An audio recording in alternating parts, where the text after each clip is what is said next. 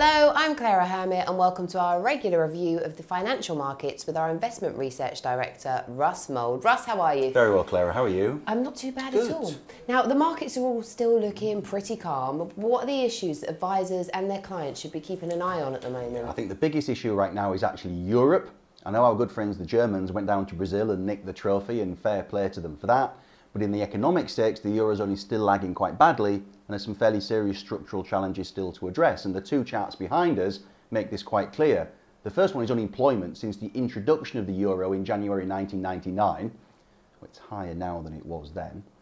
And the second chart shows inflation, which stands at record low levels. Now, for consumers, that's a good thing, helps their purchasing power.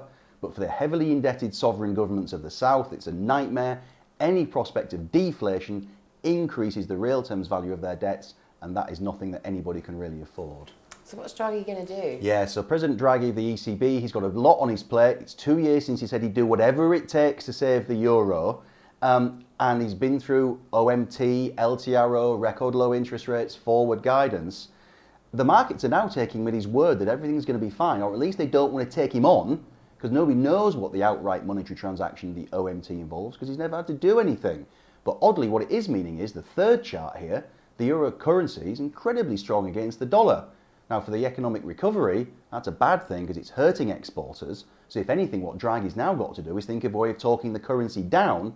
That's leading some to speculate he may even do quantitative easing European style to get the currency going down. Now, I don't think he wants to go there. But again, if this recent banking wobble involving Austria's Erste Bank, Portugal's Espírito Santo, gets out of control, and again, as you said, things are quite calm right now, so there's no indication of that. But if they did, that would potentially force his hand. Now, from an equity market perspective, I think markets would quite like some QE. Again, just looking at the history of America, and also, don't forget, European stocks are cheap relative to their history. Mm-hmm. So, what do you mean by that? Well, in terms of the American stocks liking that, yeah, I mean, if you look at the chart behind us, makes it crystal clear, US stocks have liked QE. Cheap money makes stocks look even more cheap than they were, and up we go. And as you can see, every time there was a policy initiative, equities went up.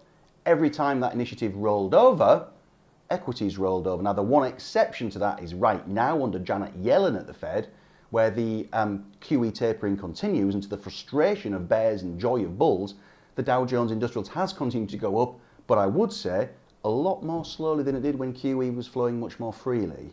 Now, we've still got more to come from the Fed this month. We have. On the 30th, we've got a new Fed decision from Janet Yellen. Markets expecting QE to come down from $35 to $25 billion. And the week before that, on the 23rd, Mark Carney, the Bank of England's at it. I think he'll be doing exactly the same as Yellen. Talk hawkish, act dovish, no change in QE or interest rates. Okay, Russ, thank you. Thank you. That's all for this week. We'll see you next time.